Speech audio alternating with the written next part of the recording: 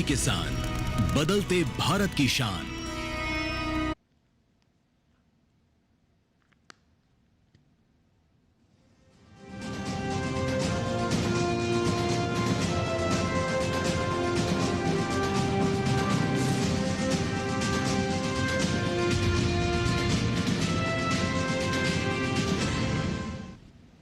नमस्कार, स्वागत है आपका किसान समाचार में। मैं हूं रेशमा आपके साथ। आइए नजर डाल लेते हैं इस वक्त की हेडलाइंस पर।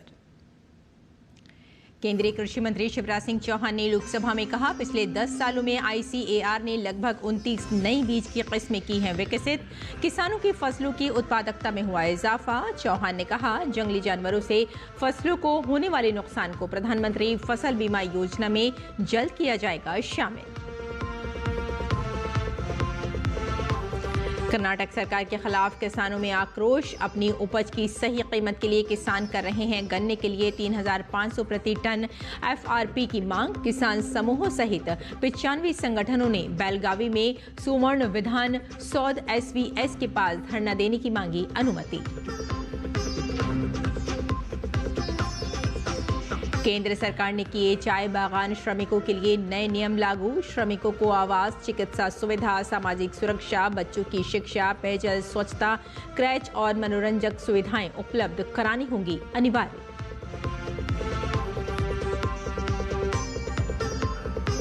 स्वीट कॉर्न की खेती से किसानों की आय हुई दोगुनी। योगी सरकार के त्वरित मक्का विकास कार्यक्रम के शानदार नतीजे। कार्यक्रम के तहत बीज पर 90% अनुदान मिलने से खेती की लागत में कमी से किसानों को हुआ लाभ।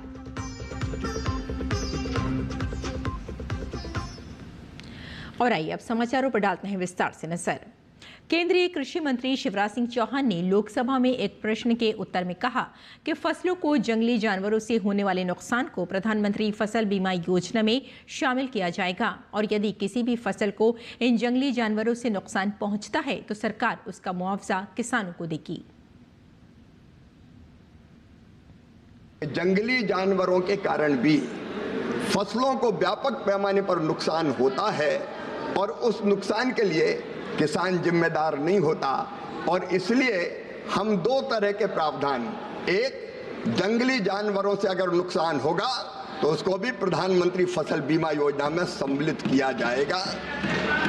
दूसरा, माननीय अध्यक्ष महोदय, जल प्लावन के कारण, पानी भरने के कारण अभी बारिश ऐसी आती कि 15-15 दिन तक नदियों का पानी खेतों में भरा रहता है और फसलें पूरी तरह से नष्ट और बर्बाद हो जाती है।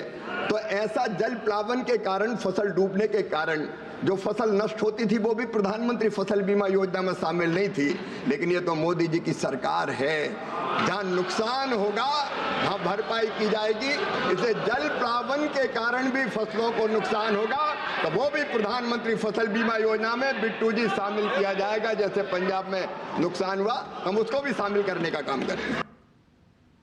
लोकसभा में केंद्रीय कृषि मंत्री शिवराज सिंह चौहान ने एक अन्य प्रश्न के उत्तर में कहा कि फसलों की पैदावार बढ़ाने के लिए पिछले 10 वर्षों में ICAR ने लगभग 29 नई बीज किस्में विकसित की हैं, जिनसे किसानों की उत्पादन क्षमता में वृद्धि हुई है। हीट वेव के कारण, कोल्ड वेव के कारण भी फसलों का उत्पादन न घटे, इसलिए पिछले 10 साल में ICAR ने लगभग 2900 नई किस्में जारी की है, जिनमें से 2661 किस्में क्लाइमेट रेजिलेंट है या जलवायु अनुकूल है। माननीय अध्यक्ष महोदय, मुझे बताते हुए खुशी है कि पिछले साल फरवरी और मार्च में गर्मी अपेक्षाकृत ज़्यादा बढ़ी थी, लेकिन इन्हीं बीजों के कारण फसलों का उत्पादन घटा नहीं बल्कि रिकॉर्ड उत्पादन हुआ। केंद्रीय कृषि मंत्री शिवराज सिंह चौहान ने लोकसभा में एक तीसरे प्रश्न के उत्तर में सदन को बताया कि सरकार ने पिछले वर्ष प्राकृतिक कृषि मिशन योजना शुरू की है, जिसके माध्यम से किसानों को अपनी फसल उत्पादन बढ़ाने के लिए प्रोत्साहित किया जा रहा है। भारत सरकार ने प्राकृतिक कृषि मिशन पिछले साल ही लॉन्च किया है। हमारी कोशिश है माननीय अध्यक्ष महोदय, 1 करोड़ किसानों को हम सेंसिटाइज करने का काम कर रहे हैं और 18 लाख हेक्टेयर में कम से कम हम प्राकृतिक खेती कर पाए इसकी कोशिश कर रहे हैं। मुझे बताते हुए खुशी है कि 15 लाख से ज़्यादा किसान इसके लिए तैयार हुए हैं जो प्राकृतिक खेती कर रहे हैं। हमने बायो रिसोर्स सेंटर्स भी 3000 से ज़्यादा खोले जहां प्राकृतिक कृषि के लिए बीजामृत, घनजीवामृत इत्यादि तैयार मिल जाए, और प्राकृतिक खेती के साथ साथ जैविक खेती को बढ़ावा दिया जा रहा है, उसके प्रमाणन की व्यवस्था भी की जा रही है। प्राकृतिक खेती और जैविक खेती दोनों में हम कोशिश कर रहे हैं किसानों को पर्याप्त प्रशिक्षण भी दें, सुविधाएं भी उपलब्ध कराएं, और इसके साथ साथ सॉइल हेल्थ कार्ड बनाने का अभियान चला हुआ है, क्योंकि सॉइल में कौन कौन से तत्व है किसान को कई बार यही पता नहीं होता, और इसलिए सॉइल हेल्थ कार्ड के माध्यम से धरती में किस तरह के फर्टिलाइजर की जरूरत है ये तो किसान को पता चले। इसलिए सॉइल हेल्थ कार्ड लगभग 25 करोड़ 61 लाख बनाए गए हैं ताकि वो संतुलित उपयोग उर्वरकों का कर सके, और इंटीग्रेटेड फार्मिंग भी हमने शुरू की है। तो कोशिश हमारी है कि जलवायु परिवर्तन के खतरों से निपटने के लिए सतत कृषि को बढ़ावा दिया जाए, और इसके लिए अनेकों प्रयास भारत सरकार कर रही है। श्रम और रोजगार मंत्री मनसुख मांडविया ने लोकसभा में कल बताया कि असम की चाय वर्कर्स के लिए हर तरह की व्यवस्था सुनिश्चित की गई है। उनके स्वास्थ्य का ध्यान रखते हुए स्वस्थ पानी की सुविधा दी गई है, साथ ही क्रैच की व्यवस्था भी की गई है। केंद्रीय मंत्री ने बताया कि 12 लाख में सबसे ज्यादा महिला वर्कर्स हैं और ये भागीदारी और बढ़े, इसकी हर संभव कोशिश की जा रही है। सभी प्लांटेशन वर्कर्स महिलाओं को भी ईएसआईसी के लाभार्थी के रूप में जब ईएसआईसी का लाभ देते हैं तब कोई लिमिट नहीं होती है। 1 रुपये से 1 करोड़ रुपया से भी अधिक कितना भी खर्च हो तो उसकी स्वास्थ्य की भी चिंता की जाएगी। आपने ये भी चिंता व्यक्त करी है कि महिलाओं की संख्या ज़्यादा है। बात सही है, प्लांटेशन वर्कर्स में आज 12 लाख से अधिक प्लांटेशन वर्कर्स काम कर रहे हैं, उसमें अधिकतर महिलाएं हैं। ये महिलाओं को भी जब बातचीत हो उसके लिए उसकी भागीदारी सुनिश्चित हो, ये भी आवश्यक है। महिलाओं की भागीदारी की भी सुनिश्चितता की गई है। और केंद्र सरकार ने चाय बागान श्रमिकों के कल्याण को मजबूत करने के लिए नए श्रम कानून लागू कर दिए हैं। पहले बागान श्रम अधिनियम 1951 के तहत विनियमित कामकाज, अव्यवसायिक सुरक्षा, स्वास्थ्य एवं कार्यदशा संहिता 2020 और सामाजिक सुरक्षा संहिता 2020 में समाहित कर दिया गया है। दोनों संहिताएं 21 नवंबर 2025 से लागू हो गई हैं। नई संहिताओं के तहत नियुक्तियों को श्रमिकों को आवास, चिकित्सा सुविधा, बीमारी और मातृत्व लाभ, सामाजिक सुरक्षा, बच्चों की शिक्षा, पेयजल, स्वच्छता, कैंटीन, क्रैच और मनोरंजक सुविधाएं उपलब्ध कराना अनिवार्य होगा। श्रम एवं रोजगार राज्य मंत्री शोभा करंदलाजे ने लोकसभा में लिखित उत्तर में बताया, ये संहिताएं मिलकर वेतन संरक्षण, सामाजिक सुरक्षा, कार्यस्थल सुरक्षा और श्रमिक कल्याण के लिए एक एकीकृत ढांचा तैयार करती हैं, जिससे चाय बागान श्रमिकों की निगरानी और संरक्षण व्यवस्था और मजबूत होगी।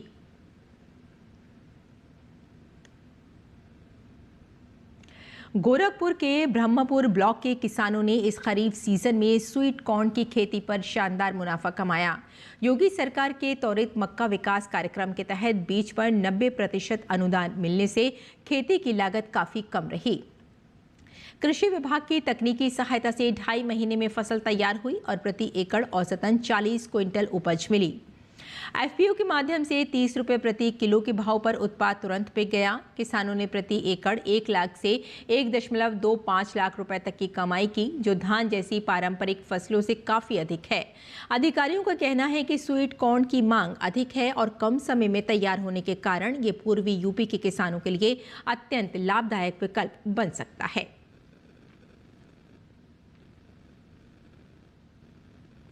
उधर कर्नाटक में गन्ना किसान गुस्से में हैं। अपनी उपज की सही कीमत मांग रहे किसान राज्य की कांग्रेस सरकार के खिलाफ धरना प्रदर्शन कर रहे हैं। बेलगावी में इन दिनों विधानसभा का शीतकालीन सत्र चल रहा है। ऐसे में किसान समूह सहित 95 संगठनों ने बेलगावी में सुवर्ण विधान सौध एसवीएस के पास धरना देने की अनुमति मांगी है। वहीं भाजपा ने आज एसवीएस में धरने की घोषणा की है। भाजपा के प्रदेश अध्यक्ष बीवाई विजेंद्र ने कहा कि किसान विरोधी कांग्रेस सरकार का पूरी ताकत के साथ विरोध किया जाएगा।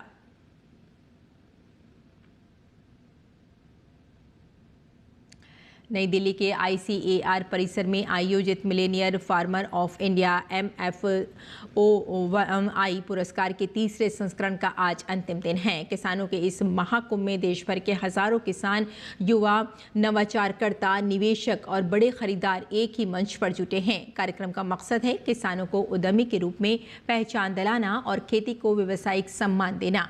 पेश है हमारे सहयोगी शमीम अख्तर की ये रिपोर्ट। देश भर के हजारों किसानों, युवा नवाचारकर्ताओं, बड़े खरीदारों, निवेशकों और नीति बनाने वालों को एक ही जगह इकट्ठा होने का अवसर प्रदान किया है नई दिल्ली के भारतीय कृषि अनुसंधान परिषद ICAR परिसर में मिलेनियर फार्मर ऑफ इंडिया यानी MFOI अवार्ड्स के तीसरे संस्करण ने। ये एक ऐसा मंच है जहां 5000 से ज्यादा किसान उद्यमी अपने अपने खेतों और मेहनत से निकली कहानियां लेकर आए हैं। इस किसान महाकुंभ में देश भर के सभी जिलों से हजारों मिलेनियर किसान, जिनकी सालाना आमदनी 10 लाख रुपए से अधिक है, हिस्सा लेते हैं। ICAR और एग्री मीडिया नेटवर्क कृषि जागरण द्वारा आयोजित इस कार्यक्रम का लक्ष्य है किसानों को उद्यमी के रूप में पहचान देना, यानी खेती को व्यवसाय और सम्मान के स्तर पर लाना। भारत में ये कहा जाता है कि किसान का मतलब कोई पिछड़ा आदमी होगा या कहीं फटे कपड़े देखा जाता है, बट यहाँ पर हम देखते हैं भारत के विभिन्न हिस्सों से यहाँ पर किसान आए हैं। ये क्या दर्शाता है कि जो हमारा कृषि है, जो हमारी रीढ़ की हड्डी है हमारी इकॉनमी की, वो प्रोग्रेस हो रहा है। और जो हमारे प्रधानमंत्री का भी है कि विकसित भारत जो बने, बिना किसान की प्रगति हुए वो विकसित भारत नहीं बन सकता। सो कृषि जागरण ने जो ये यहाँ पे मंच दिया है किसानों के लिए, इससे बहुत किसानों को फ़ायदा हुआ है। और मैं चाहता हूँ आगे से आगे नए नए यंग किसान यहाँ पर आए, अपना एक्सपीरियंस साझा करें और यहाँ पर जो उनको ज्ञान मिल रहा है वो अपना खेती बाड़ी में लगाएं। MFOI एक ऐसा अवार्ड है जो भारत के उन किसानों को सम्मानित करता है जिन्होंने खेती या कृषि उद्यम में नवाचार, प्रगति या उपलब्धियां हासिल की हैं। इस बार 300 से अधिक श्रेणियों में पुरस्कार दिए जा रहे हैं। मुझे खेती में 20 बीघा की खेती करता हूँ। कॉटन में प्रगति करके 40 मन का उत्पादन किया है। दूसरे किसान को मैं ऐसा ही कहता हूँ कि आप प्रगतिशील बनिए और जितना बने उतना आप स्ट्रॉन्ग बने और जितना बने वो आपका नॉलेज का उसमें यूज करें। मैं कपास, प्याज, मूंगफली, काला तल और कहीं किस्मों की खेती करता हूँ और गवर्नमेंट की तरफ से भी कहीं अच्छी सब्सिडी योजनाएं भी हमारे हैं। और जितना इधर से नॉलेज मिलेगा तो कहीं ना कहीं आप अपनी खेती में कुछ नया कर पाओगे। मुझे आज जो ये millennium farmer of the year award मिला है, मैं इसके लिए सभी का धन्यवाद करना चाहूँगा। सर, मेरे पास 33 एकड़ में है खेती और मैं अभी फिलहाल 1 एकड़ में नेचुरल फार्मिंग कर रहा हूँ। किसान भाइयों, कृपया आप, सबसे बड़ा है कि पराली ना जलाएं और ऑर्गेनिक की तरफ बढ़े। मैं करीब 5 साल से प्राकृतिक खेती करता हूँ। जो हमें अवार्ड मिला है उसके लिए हम सरकार को और यहाँ के जितने भी जी आयोजक हैं, जो यहाँ के ओनर हैं, उनका हम धन्यवाद करते हैं कि किसानों को इसी प्रकार से मोटिवेट करते रहे हैं। मैं ड्रैगन फ्रूट की खेती करता हूँ। ड्रैगन फ्रूट एक विदेशी फ्रूट है और इंडिया में अभी बहुत कम एरिया के अंदर इसकी खेती की जा रही है और इसकी डिमांड दिनों दिन बढ़ती जा रही है क्योंकि ये सुपर फ्रूट का इसको दर्जा दिया गया है। भारत सरकार भी इसके ऊपर काफ़ी फोकस कर रही है किसानों को की ओर, क्योंकि इसके अंदर कम लागत के अंदर बहुत अच्छा पैसा कमा सकता है किसान। इस मंच ने कृषि क्षेत्र से जुड़ी विभिन्न कंपनियों को भी अपने उत्पादों को प्रदर्शित करने का अवसर प्रदान किया है। हम 25 वर्षों से प्राकृतिक खेती कर रहे हैं। प्राकृतिक खेती से जो प्रोडक्ट हैं वो जो खाएंगे तो उनको बीमारियां नहीं होगी, sugar, BP, thyroid, heart attack वगैरह उनको नहीं होंगे। इंसान को आजकल हेल्थ के बारे में बहुत प्रॉब्लम है, cancer, sugar, BP, thyroid, obesity, तो वो कंट्रोल करने के लिए मिलेट तो आवश्यकता है। किसान का उत्पादन बढ़ने के लिए तो हमने 8 स्टेट में किसानों को फ्री में सीड दे रहे हैं। सीड देने के बाद किसान जो उत्पादन करे तो उसको वैल्यूएशन बना के हम मार्केट में सप्लाई कर रहे हैं। खेत के लिए तो नेचुरल फूड मिलता है, जो आजकल के केमिकल वो फूड मिल रहा है, तो इसलिए जो सारी बीमारियाँ आ रही, तो इसलिए हमने इसके ऊपर हम काम कर रहे हैं। ये प्लेटफॉर्म किसानों को एक दूसरे से जुड़ने, बाजार तक पहुंच बनाने, नई तकनीकों और कृषि नवाचारों को जानने और सीखने का अवसर भी प्रदान कर रहा है। इसके साथ ही ये कार्यक्रम न केवल भारत बल्कि वैश्विक कृषि क्षेत्र में हो रही प्रगति को साझा करने का भी एक मौका है। भारत के किसान न सिर्फ खेतों में अपना पसीना बहा रहे हैं, बल्कि अपने नवाचार, तकनीक और दूरदर्शिता से कामयाबी की नई इबारत भी लिख रहे हैं। Millionaire farmer of India awards जैसे इवेंट्स ये साबित करते हैं कि अगर इरादे मजबूत हों तो खेती भी करोड़ों के सपने को सच साबित कर सकती है। कैमरा पर्सन अनिकेत के साथ किसान समाचार के लिए मैं शमीम अख्तर, पूसा, दिल्ली। और हिमाचल प्रदेश सरकार प्राकृतिक खेती को बढ़ावा दे रही है। कृषि विभाग जिला कांगड़ा ने बताया कि प्रदेश सरकार द्वारा किसानों को प्राकृतिक खेती की ओर प्रोत्साहित करने के लिए गेहूं, मक्का, हल्दी के लिए समर्थन मूल्य निर्धारित किया गया है और हिमाचल के किसानों द्वारा प्राकृतिक खेती की विधि से उगाई गई गेहूं का आटा व दलिया की बिक्री कृषि विभाग के विकास खंड स्तर के कार्यालयों के माध्यम से की जा रही है। प्राकृतिक खेती की विधि से उगाई गई गेहूं के आटे का मूल्य 100 रुपये प्रति किलो और दलिया का मूल्य 115 रुपये प्रति किलो है। कोई भी व्यक्ति किसी भी मात्रा में कृषि विभाग के कार्यालय से खरीद सकता है। आटे का सबसे छोटा पैकेट 5 किलो का है। जौ के दलिये का सबसे छोटा पैकेट 500 ग्राम का है। इस संबंध में अधिक जानकारी के लिए कृषि विभाग के नजदीकी कार्यालय से संपर्क किया जा सकता है।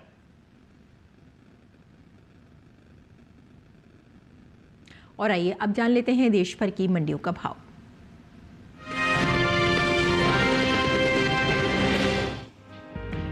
कहा कि पहले दिन सोमवार को देश की ज्यादातर मंडियों में मसूर की आवक दर्ज की गई।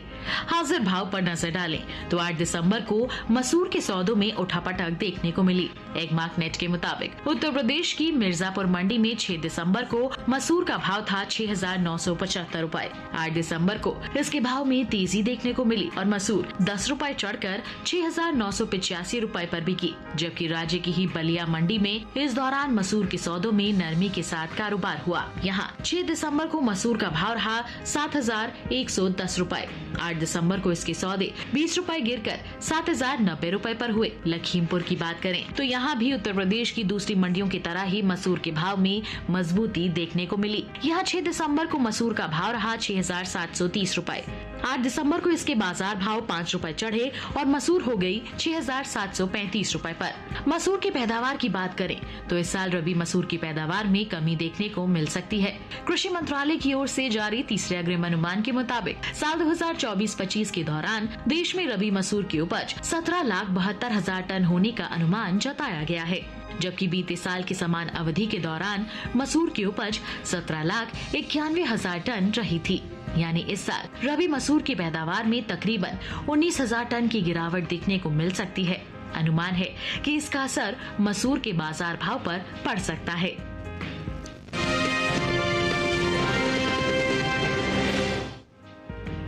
मंडियों में इन दिनों कपास की आवक सामान्य है। हालांकि सप्ताह के पहले दिन सोमवार को गुजरात की ज्यादातर मंडियों में कपास की आवक बनी रही। एगमार्क नेट के मुताबिक गुजरात की धोराजी मंडी में कपास का बाजार भाव 6 दिसंबर को 6,880 रुपए था। 8 दिसंबर को इसके सौदे बिना किसी बदलाव के 6,880 रुपए पर बने रहे। जबकि जसदन मंडी में इस दौरान कपास के सौदों में मजबूती आई। 6 दिसंबर को यहाँ कपास का भाव रहा 6,425 रुपए। 8 दिसंबर को इसके भाव में 140 रुपए की तेजी आई और भाव जा पहुंचा 6,565 रुपए पर। जसदन मंडी की तरह ही जैतपुर मंडी में भी कपास के भाव में बढ़त देखने को मिली और कपास 8 दिसंबर को 55 रुपए की बढ़त के साथ 6,105 रुपए पर बिकी। सफेद सोने के नाम से जाना जाता है कपास और भारत दुनिया का सबसे बड़ा कपास उत्पादक देश है। साल 2024-25 के दौरान खरीफ कपास की पैदावार 306,92,000 गांठ होने का अनुमान जताया गया है। जबकि बीते साल इस दौरान खरीफ कपास की उपज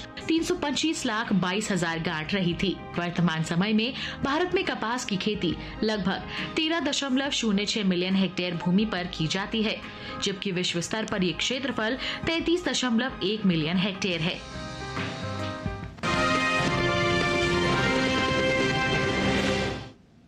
और किसान इस मौसम में कैसे रखें अपनी खेती का ख्याल, आइए जान लेते हैं। नमस्कार, आप देख रहे हैं डीडी किसान। मैं हूं एआई कृष और आज हम भारत के विभिन्न राज्यों में होने वाली खेती किसानी से संबंधित सलाहों के बारे में पूरी जानकारी देंगे। पश्चिम बंगाल के पहाड़ी इलाकों में किसान धान की पकी फसलों की कटाई कर लें, साथ ही यहां के किसान संतरे की पकी पौध की तुड़ाई कर लें। पश्चिम बंगाल के तराई वाले इलाकों के किसान सरसों और मक्का की बुवाई कर सकते हैं। वहीं पश्चिम बंगाल के जलोढ़ इलाकों के किसान सरसों की बुवाई कर सकते हैं। अरुणाचल प्रदेश के किसान धान और सोयाबीन की पकी फसलों की कटाई कर लें। यहाँ के किसान मटर और गोभी की समयानुसार सिंचाई करें। असम में किसान बोरो धान की नर्सरी की बुवाई जारी रखें। साथ ही यहाँ आलू की बुवाई भी की जा सकती है। असम के पहाड़ी इलाकों के किसान इस मौसम में सरसों की बुवाई कर लें। ऊपरी ब्रह्मपुत्र घाटी इलाकों में किसान केले के पौधों को ठंड से बचाने के उपाय कर लें। असम के मध्य ब्रह्मपुत्र घाटी इलाकों के किसान इस समय साली धान की पकी फसलों की कटाई कर लें। यहाँ के किसान सरसों, मटर, मसूर और राजमा की बुवाई जारी रखें। मेघालय के किसान मटर की अच्छी पैदावार के लिए समयानुसार सिंचाई करें। नागालैंड में किसान धान और अदरक की पकी फसलों की कटाई और खुदाई कर लें। मणिपुर में भी किसान अदरक की पकी पौध की खुदाई शुरू कर दें। साथ ही यहाँ पर किसान मसूर, सरसों और मक्का की बुवाई जारी रखें। मिजोरम के निचले इलाकों में इस समय मसूर और गोभी की बुवाई की जा सकती है। वहीं त्रिपुरा के किसान बोरो धान की बुवाई के लिए खेत तैयार कर लें। इसी तरह कृषि और किसानों से जुड़ी हर महत्वपूर्ण जानकारी के लिए हमारे साथ जुड़े रहिए और देखते रहिए डीडी किसान। धन्यवाद।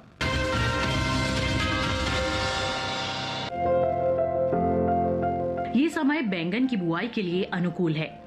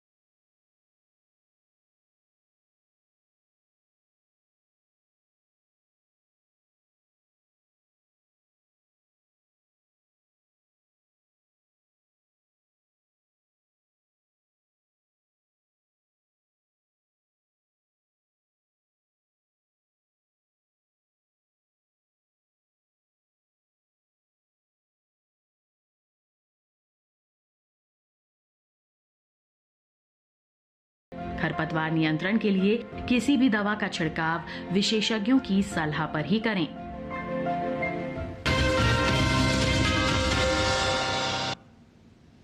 खेती किसानी के साथ साथ आइए नजर डाल लेते हैं कुछ और महत्वपूर्ण खबरों पर। खास खबर में संसद की कार्यवाही की शुरुआत से पहले आज सुबह एनडीए संसदीय दल की बैठक हुई। इस बैठक में पीएम मोदी का बिहार चुनाव में शानदार जीत के लिए अभिनंदन किया गया।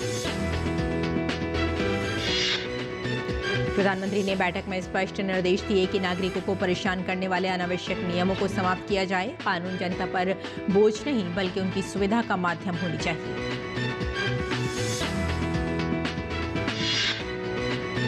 इंडिगो के फ्लाइट संकट में सुधार, लेकिन दिल्ली और चेन्नई में कई फ्लाइट्स आज भी कैंसिल। नागरिक उड्डयन मंत्री ने कहा, गलती साबित होने पर इंडिगो की उड़ानों में होगी कटौती। डीजीसीए ने इंडिगो को शेड्यूल में 5% की कटौती करने का निर्देश दिया है। ये कटौती विशेषकर उच्च मांग वाले मार्गों पर करनी होगी। इसके साथ ही इंडिगो को कल शाम 5 बजे तक संशोधित शेड्यूल जमा करने के लिए कहा गया है। महाराष्ट्र के मुख्यमंत्री देवेंद्र फडणवीस ने कहा कि स्कूल कॉलेज परिसरों में नशीले पदार्थ बेचने वालों पर अब मकोका के तहत सख्त कार्रवाई की जाएगी। पुलिस और एसटीएफ के संयुक्त अभियान में 28 जिलों के 128 दवा प्रतिष्ठानों पर एफआईआर दर्ज। सोनभद्र और गाजियाबाद से लाखों बोतल अवैध सिरप बरामद कर अंतर्राष्ट्रीय नेटवर्क का भंडाफोड़ किया गया। केंद्रीय स्वास्थ्य मंत्री जेपी नड्डा ने टीबी मुक्त भारत अभियान के तहत राजस्थान के सांसदों के साथ बैठक की, जिसमें जिला स्तर पर टीबी उन्मूलन प्रयासों और जन भागीदारी को और सशक्त बनाने पर जोर दिया गया।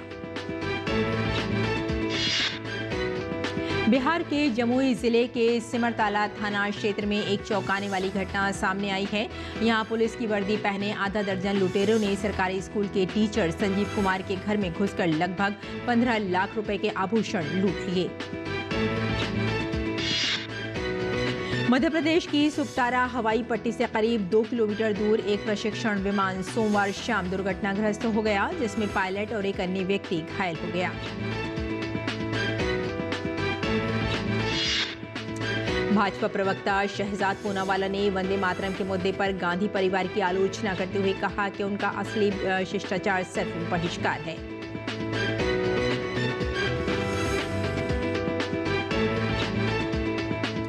तो किसान समाचार में फिलहाल इतना ही। अनुमति दी, नमस्कार।